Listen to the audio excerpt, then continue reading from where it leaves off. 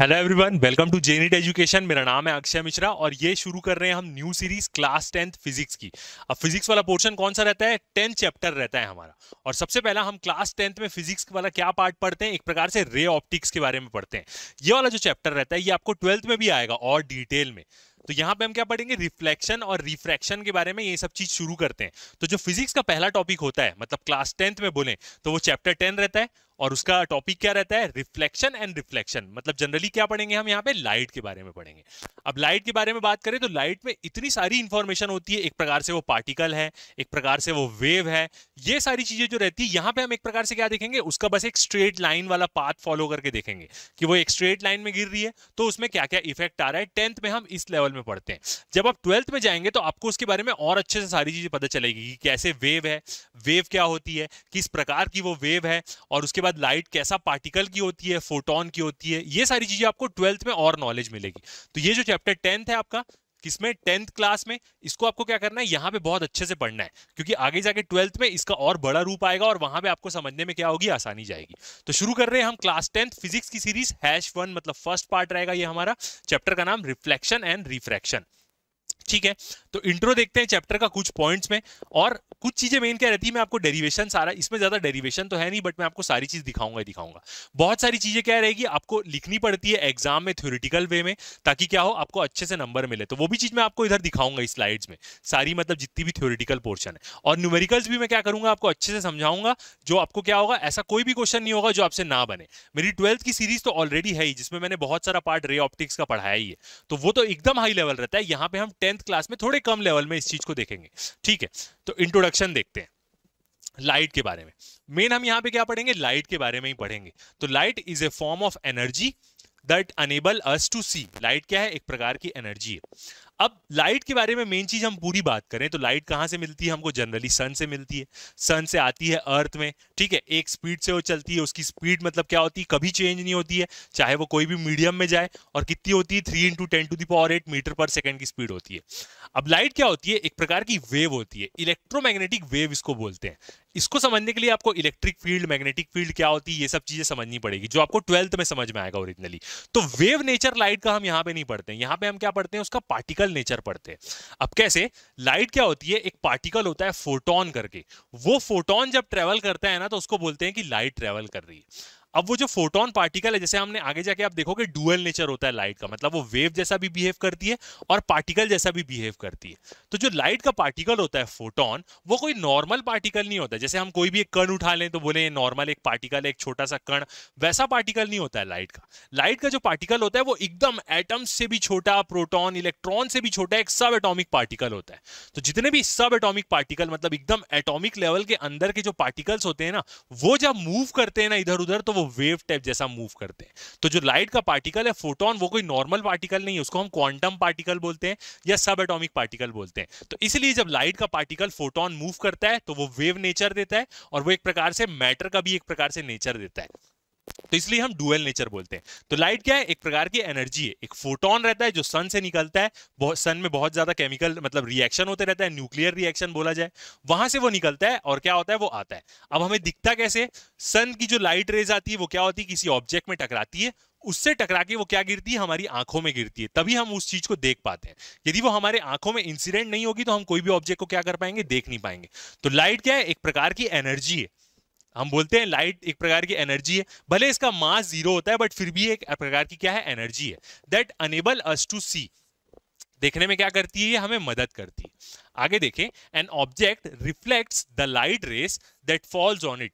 हर एक चीज हम कैसे देख पाते हैं? कोई भी चीज को हम देख पा रहे हैं तो क्यों देख पा रहे हैं? क्योंकि उसमें लाइट गिर रही है। वो लाइट कहां से आ रही है? यदि हम रूम के अंदर हैं तो जो हमारी ट्यूब लाइट्स हैं, बल्ब हैं, वो लाइट के फोटॉन्स निकाल रहे हैं। वो फोटॉन्स उस ऑब्जेक्ट में गिर रहे हैं और वो टकरा के हमारी आंखों में गिर रहे हैं, तभी हम उस ऑब्जेक्ट की इमेज देख पाते हैं।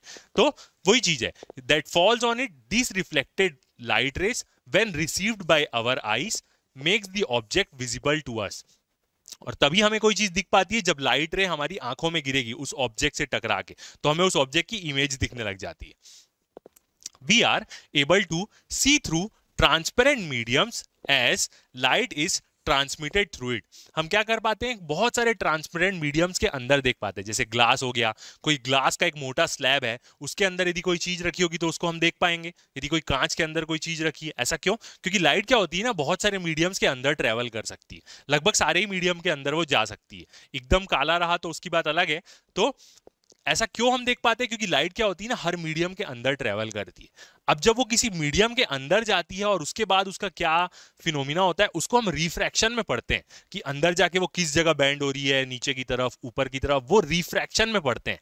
जब किसी के ऊपर लाइट गिरी, टकरा के हमारी आंखों में आई, तो वो रिफ्लेक्शन होता है। वही दोनों चीजों के बारे में हम इस चैप्टर में पढ़ेंगे कि रिफ्लेक्शन की प्रॉपर्टीज क्या है, रिफ्रैक्शन की प्रॉपर्टीज क्या है। तो लाइट क्या होती है, मीडियम के अंदर भी चले जाती है। जैसे पानी के अंदर आप जाएंगे, कभी स्विमिंग करते रहे होंगे तो पानी के अंदर आपको दिखता है, यदि आप आंख खोल पाएंगे अच्छे से और देख पाएंगे तो। एकदम पानी के अंदर चले जाएंगे तो वहां पे लाइट आ नहीं पाती एकदम अच्छे से, इसलिए आपको नहीं दिख पाता। तो बहुत सारे जो ट्रांसपेरेंट मीडियम होते हैं उनके अंदर लाइट ट्रेवल करती है। आगे देखें तो speed of a light in vacuum और एयर इज 3 × 10⁸ मीटर पर सेकंड। ये बहुत ज्यादा स्पीड है, इतनी स्पीड कोई अचीव ही नहीं कर सकता। कोई भी चीज इतना स्पीड से ट्रेवल नहीं करती है। सबसे ज्यादा स्पीड किसकी होती है? लाइट की होती है।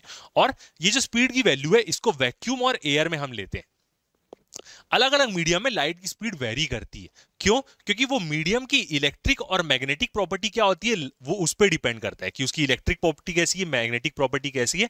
तो हमें समझ में आएगा कि लाइट उसमें कैसे ट्रेवल करेगी। ये चीज आप 12th में जाके देखेंगे। तो वैक्यूम और एयर में हम क्या लेते हैं? लाइट की स्पीड 3 × 10⁸ मीटर पर सेकंड लेते हैं। अब वैक्यूम क्यों? पूरा स्पेस तो खाली ही है, वैक्यूम है, वहीं पे लाइट ट्रेवल करती है सबसे ज्यादा। जितने भी हमारे मतलब साइंटिस्ट लोग देखते रहते हैं टेलीस्कोप से, ये सब चीजों से। और उससे उसके बाद सबसे बड़ा हिस्सा क्या बचा? एयर का, हमारा एटमॉस्फेयर। तो यही दो हिस्से के कारण सबसे बड़ा है, इसलिए हम 3 × 10⁸ मीटर पर सेकंड लाइट की स्पीड लेते हैं। और कोई अलग मीडियम आ गया तो वहां पे लाइट की स्पीड चेंज हो सकती है। ग्लास के अंदर लाइट की स्पीड अलग हो जाती है, सेम नहीं होती है। और light travels in a straight line. अब जब भी हम ऐसा यहाँ पे ये एज्यूम ही ऐसा करते हैं कि जब भी किसी पे लाइट गिर रही है तो वो स्ट्रेट लाइन में गिर रही है, ऐसा नहीं कि जिगजैग मोशन में जाके गिर रही है। तो इससे हमें एनालाइज करने में बहुत आसानी होती है। जब अभी हम यहाँ पे रिफ्लेक्शन के बारे में पढ़ेंगे तो हम एज्यूम करेंगे कि लाइट एकदम सीधा सीधा गिरी, उसकी एक बीम लेंगे, किसी पार्टिकल से 2-3 ठोक बीम निकलेगी तो उसकी इमेज बनाने में हमें मदद करेगी।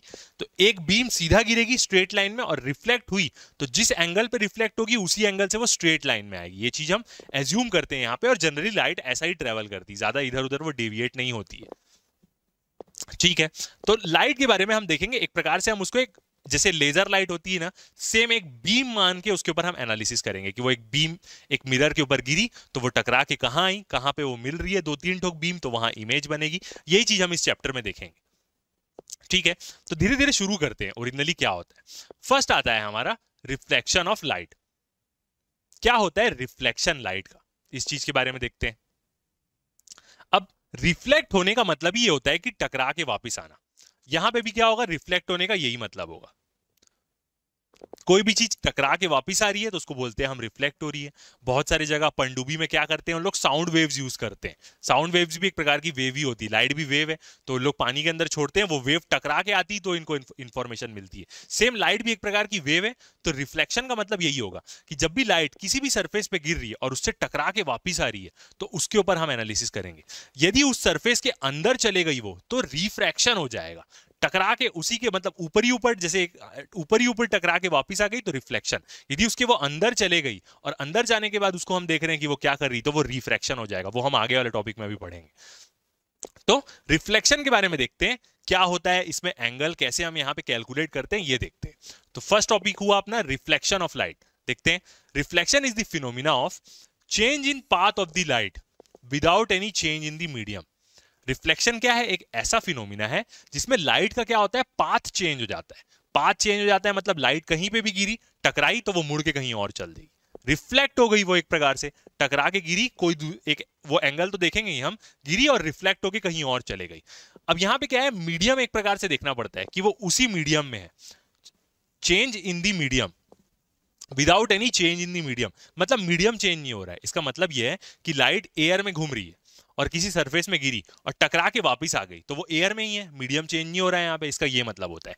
यदि एयर एक ग्लास रखा हुआ है, लाइट टकराई तो एयर में टकराई और वो उसके अंदर चले गई, तो ग्लास का मीडियम तो अलग हो गया, तो यहाँ पे मीडियम चेंज नहीं होता, तो जब वो ग्लास के अंदर चले जाएगी तो वो रिफ्रैक्शन वाले पार्ट में आ जाएगा।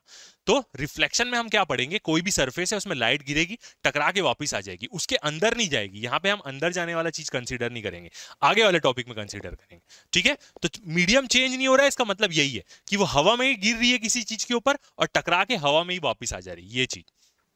आगे देखते हैं। अब डेफिनेशन, रिफ्लेक्शन का डेफिनेशन क्या होता है, तो ये डेफिनेशन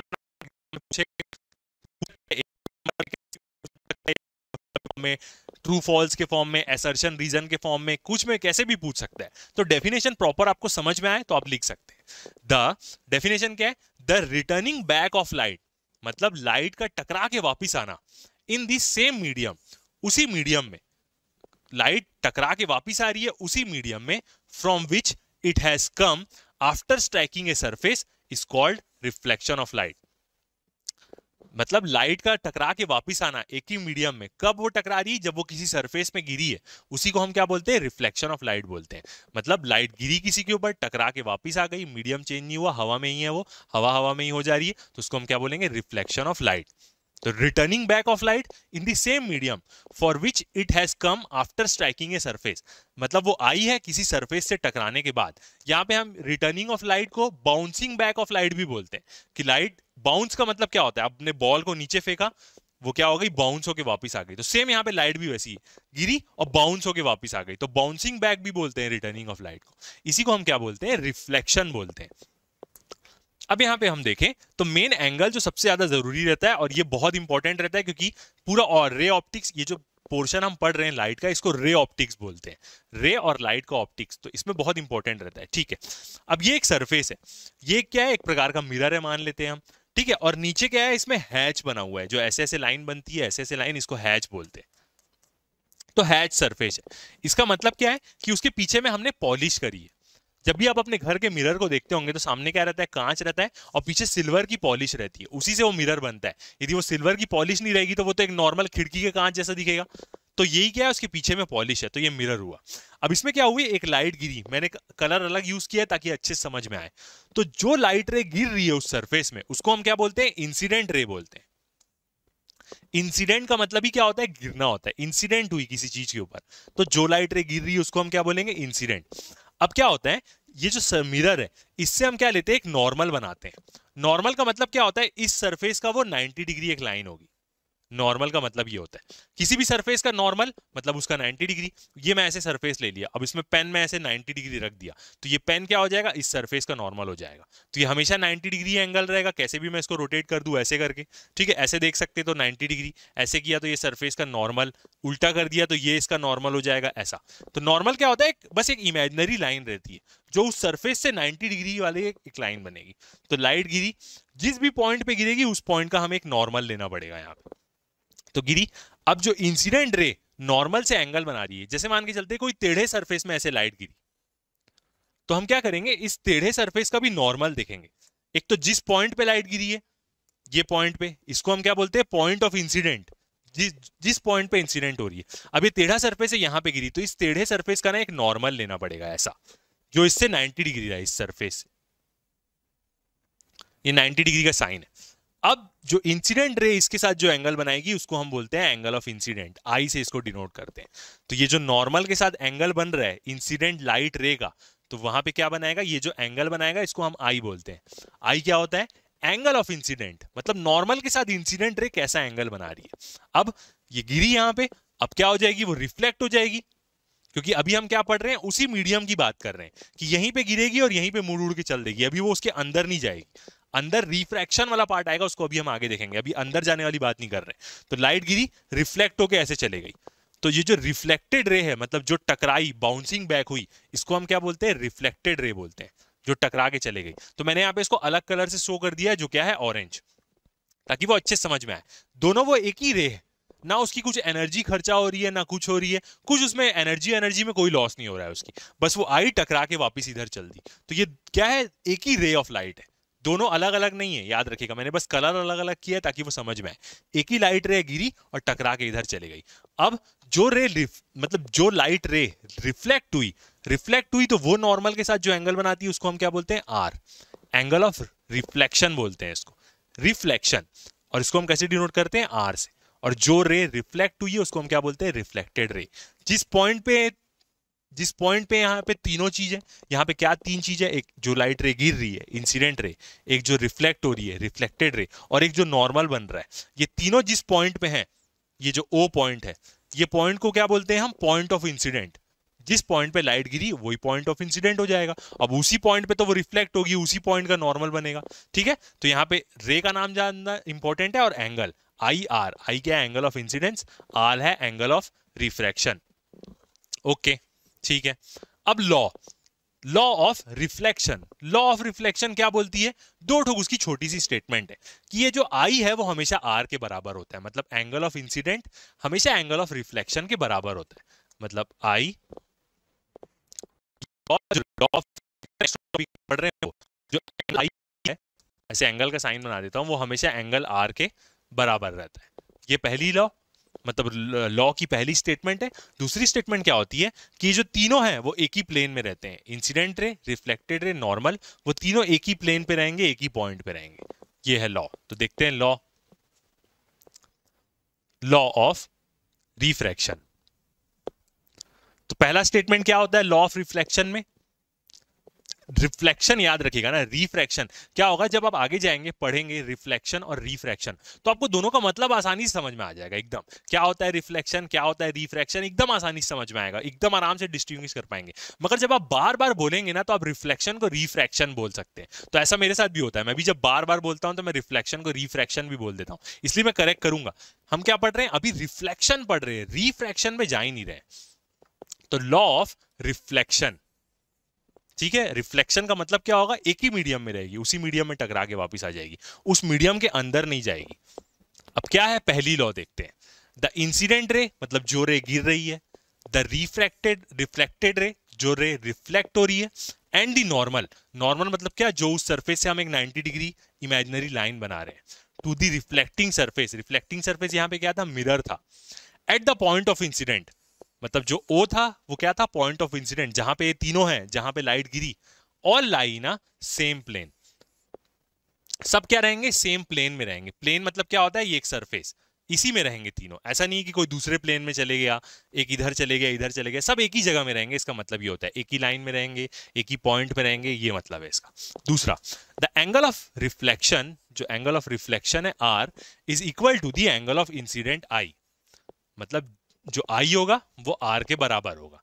एंगल ऑफ इंसिडेंस, ये दोनों दिख भी रहे हैं यहाँ पे कि ये दोनों बराबर ही है एंगल, यही होता है, ओरिजिनली होता है, चाहे वो किसी भी पॉइंट पे गिरे, कैसे भी गिरे, आड़ा गिरे, टेढ़ा गिरे, कैसे भी गिरे, दोनों एंगल बराबर होते हैं, इंसिडेंट और रिफ्लेक्शन।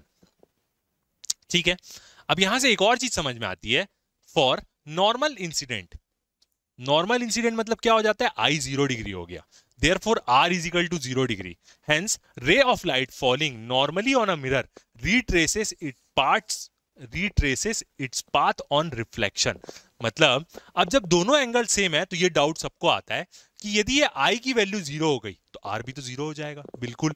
मतलब यदि मैं यही सेम प्लेन यहां पे लेता हूं, यही मिरर है, ठीक है, ये अपना मिरर हो गया, अब इसमें जो लाइट गिरी तो वो ऐसे गिरी कि एंगल ऑफ इंसिडेंस क्या हो गया, 0 हो गया, मतलब ये एंगल ना 0 हो गया, मतलब वो नॉर्मल के ऊपर आ गया ऐसे करके, तो वो क्या होगी, वो तुरंत वापस उसी रास्ते से चल देगी, मतलब लाइट कैसा गिरी, ऐसा ही गिर रही है उसमें।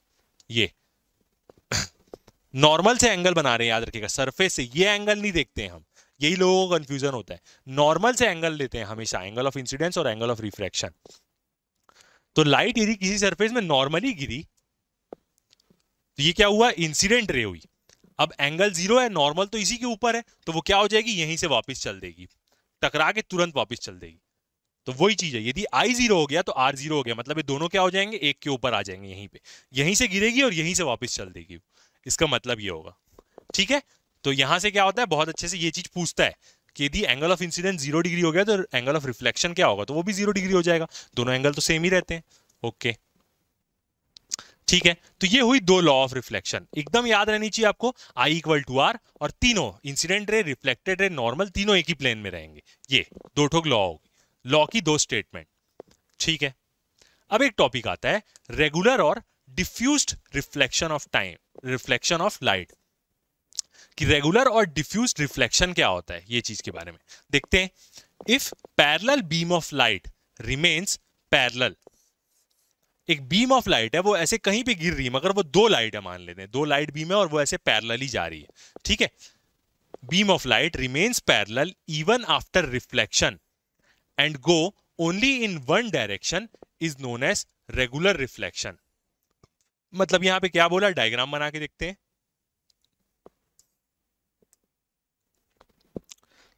मतलब एक सरफेस है यहां पे, रेगुलर रिफ्लेक्शन क्या होता है, ये एक मिरर है मान लेते हैं, ठीक है। ये एक अच्छा पॉलिश सरफेस है।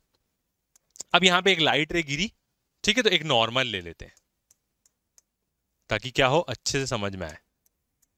इसी पॉइंट पे हम लाइट रे को गिराएंगे, वैसे तो जनरली गिरने के बाद लेते हैं। तो ये लाइट रे गिरी और ये ऐसे रिफ्लेक्ट हो गई, और दूसरी लाइट रे क्या हुई, इसी के साथ पैरेलल आई और वो ऐसे रिफ्लेक्ट हो गई। ये तो क्या है, ये गिरते टाइम भी दोनों लाइट रे पैरेलल थी और जाते टाइम भी दोनों लाइट रे पैरेलल है। हल्का सा मैंने डायग्राम थोड़ा सा टेढ़ा बनाया, फिर भी लगभग दिख ही रहा है वो। गिरते टाइम दोनों पैरेलल थे और जाते टाइम भी दोनों पैरेलल है, मतलब दोनों इंसिडेंट और दोनों रिफ्लेक्टेड रे क्या है, पैरेलल है। तो इसको हम क्या बोलेंगे, रेगुलर, रेगुलर रिफ्लेक्शन। इसको हम क्या बोलेंगे, रेगुलर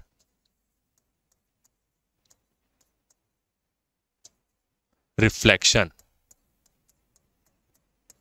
ये कब होगा, जब सरफेस एकदम स्मूथ हो। ऑब्वियस ही बात है ना, जो सरफेस एकदम प्लेन रहेगा, मस्त चपटा रहेगा, उसी में जो पैरेलल लाइट रे गिरेगी वही पैरेलल रिफ्लेक्ट होगी। आड़ा टेढ़ा सरफेस रहा, उबड़ खाबड़ रहा, तो उसमें लाइट रे कहीं भी मुड़ जाएगी। ये किसमें होता है, प्लेन मिरर में,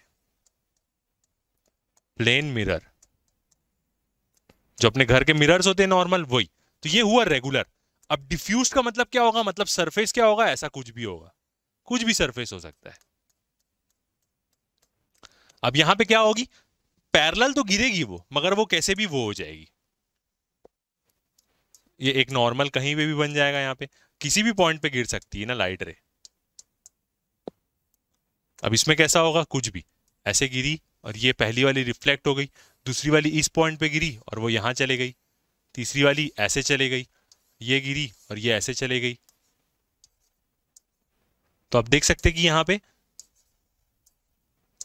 कैसा भी हो रहा है, मतलब वो गिर तो रही है पैरेलल मगर जा नहीं रही। आप देख सकते हैं तीनों का डायरेक्शन क्या अलग है। तो ऐसा कब होगा, वो उबड़ खाबड़ वाली जगह में होगा, मतलब जो जगह एकदम सही नहीं है, स्थिर नहीं है, तो इसको हम क्या बोलेंगे, डिफ्यूज्ड रिफ्लेक्शन। और इसको हम यदि लॉजिकली देखें ना, तो वो भी समझ सकते हैं हम। रफ सरफेस कैसे लॉजिकली इसको समझ सकते हैं, कोई भी आप प्लेन सरफेस देखिए जो फुल चमक रहा है, तो उसमें आप अपने आप को देखेंगे तो आप देखेंगे आराम से, ठीक है। और कोई ऐसा टिल्टेड सरफेस है, उबड़ खाबड़ है, खुरदुरा है, रफ सरफेस है, उसमें आप अपने आप को देखेंगे, भले वो शाइनिंग सरफेस है, तो आपकी इमेज कैसे दिखेगी, अजीब टाइप की ब्लर दिखेगी ना, क्यों, क्योंकि लाइट रे कहीं भी जा रही है उसमें गिर के। मगर एकदम प्लेन सरफेस है, एकदम चमकीला सरफेस है, उसमें आप देखेंगे तो आप अपने आप को देख पाएंगे, क्योंकि वो तो एक प्रकार से मिरर जैसा काम कर रहा है ना, उसमें रेगुलर रिफ्लेक्शन हो रहा है। और कोई एकदम उबड़ खाबड़ सरफेस है, खुरदुरा रफ सरफेस है, उसमें आप देखने की कोशिश करेंगे तो आपको कुछ दिखेगा ही नहीं, क्योंकि उसमें लाइट कहीं भी इधर उधर चल दे रही है। तो यही चीज होता है रेगुलर और डिफ्यूज रिफ्लेक्शन। यही डेफिनेशन बता रहा है। रेगुलर देखा हमने, कब होता है रेगुलर रिफ्लेक्शन, प्लेन मिरर में होगा, जहां सरफेस एकदम प्लेन है, मस्त सरफेस है एकदम, और हाईली पॉलिश्ड मेटल सरफेस। कोई भी मेटल सरफेस बहुत चमकीला होता है, सिल्वर, तो उसमें आप अपने आप को देख सकते हैं ना यदि वो एकदम चमकीला है तो। और but if parallel beam of incident ray, जो सेकंड वाला केस है उसी को, पैरेलल बीम ऑफ जो इंसिडेंट रे होगी is reflected in different direction. Reflect क्या हो गई, वो कोई भी डायरेक्शन में हो गई, अलग अलग डायरेक्शन में, तो इसी को हम क्या बोलेंगे, डिफ्यूज्ड और इररेगुलर रिफ्लेक्शन। डिफ्यूज्ड और इररेगुलर रिफ्लेक्शन होगा of light. It takes place in unpolished and rough surface. कोई भी सरफेस जो पॉलिश नहीं है और रफ है उसमें ये चीज होगी।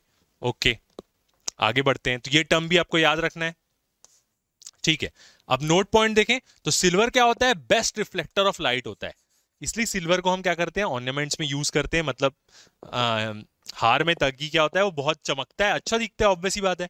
और laws of reflection can be applied to all kinds of reflecting surface. अभी जो लॉज ऑफ रिफ्लेक्शन होती है, ये क्वेश्चन भी पूछता है मल्टीपल चॉइस में कि जो अभी हमने लॉ ऑफ रिफ्लेक्शन पढ़ा वो कैसे सरफेस पे लागू होती है, प्लेन सरफेस पे, कर्व्ड सरफेस पे, स्फेरिकल सरफेस पे। तो याद रखिएगा ये जो लॉ है ना हर सरफेस में लागू होती है, चाहे सरफेस ऐसे कर्व्ड हो, गोल हो, स्फेरिकल हो, कैसा भी सरफेस हो, लॉ ऑफ रिफ्लेक्शन हर जगह फॉलो करेगी।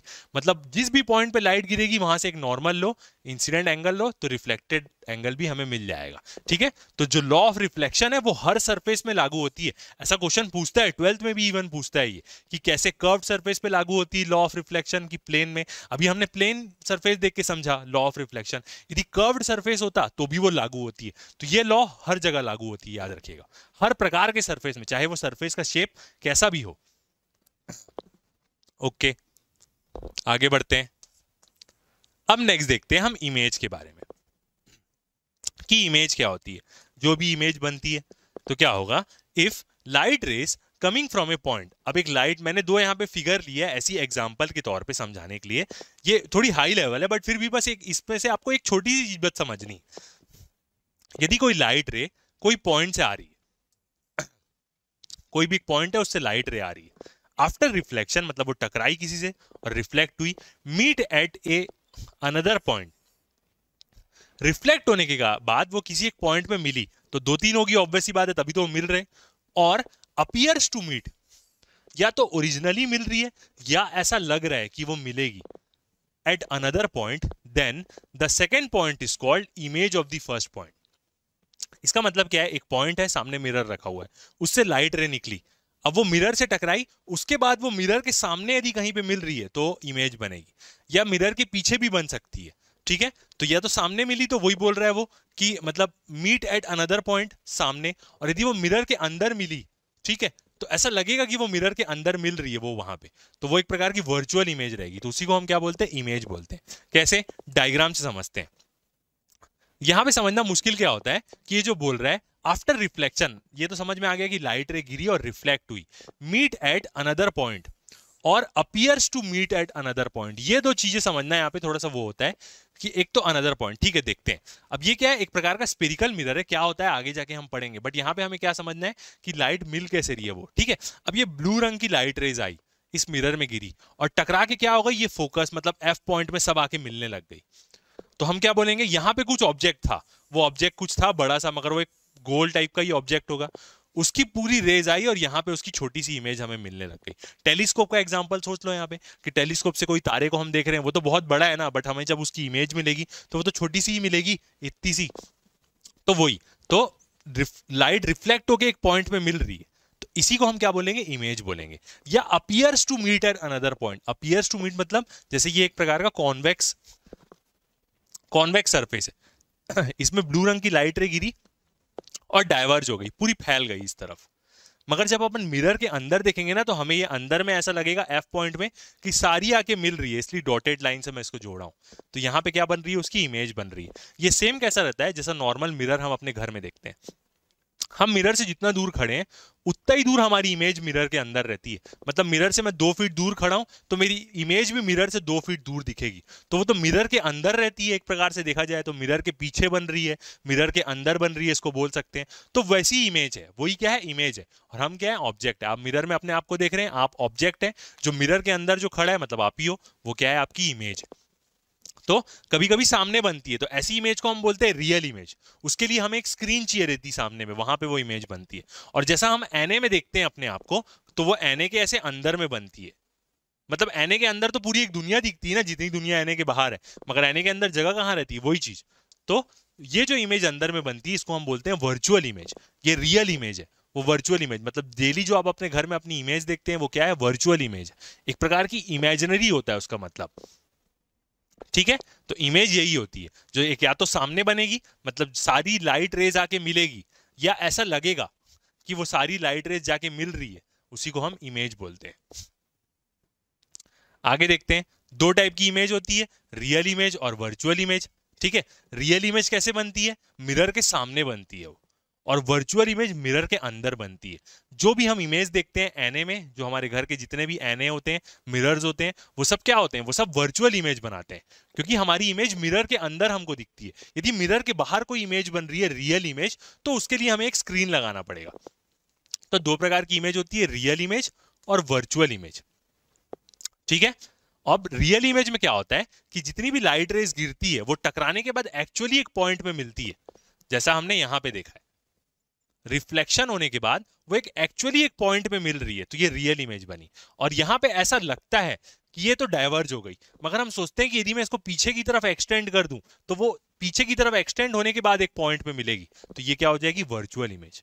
तो ये होती है वर्चुअल इमेज, ये होती है रियल इमेज। आगे जाके देखेंगे तो और अच्छे समझ में आ जाएगा। जैसे मैं आपको एक, ये डायग्राम थोड़ा खतरनाक टाइप का है, इसको हमें यूज नहीं करना है, बट यहां से हमें देखना है कि इमेज कैसे बनती है। यहां पे रियल इमेज बन रही कैसे, डायग्राम में बहुत सारी इंफॉर्मेशन है जो आपको आगे जाके समझ में आएगी। ये एक ऑब्जेक्ट है जो रखा हुआ है, इससे 3 ठोक नीले रंग की लाइट रे गिरी और वो बराबर एकदम अपने सही तरीके से लॉ फॉलो करके रिफ्लेक्ट हुई है, मैं आपको बताऊंगा। ये जो 3 ब्लू है उसका 3 या ऑरेंज क्या है, रिफ्लेक्टेड है।